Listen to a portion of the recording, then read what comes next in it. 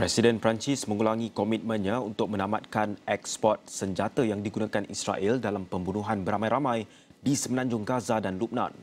Emmanuel Macron menegaskan ia adalah satu-satunya cara yang ada untuk menamatkan dua konflik antara Israel, Hamas dan Hezbollah. Menurut Macron, ia bukan seruan untuk melucutkan senjata Israel tetapi gesaan untuk menghentikan sebarang ketidakstabilan di rantau itu.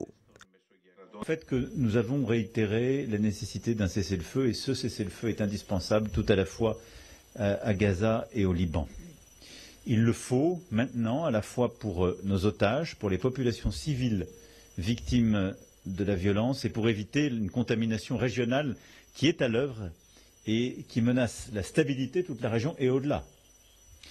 C'est d'ailleurs la raison pour laquelle la France a appelé de ses vœux de cesser les exportations d'armes qui sont utilisées sur ces théâtres de guerre. D'autres dirigeants ici ont fait de même.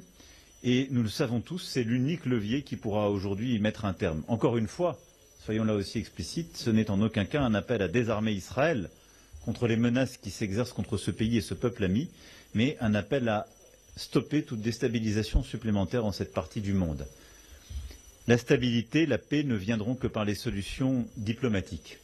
Macron berkata demikian pada sidang akhbar di Cyprus pada akhir mesyuarat Med 9 yang membawa bersama-sama negara Mediterranean EU.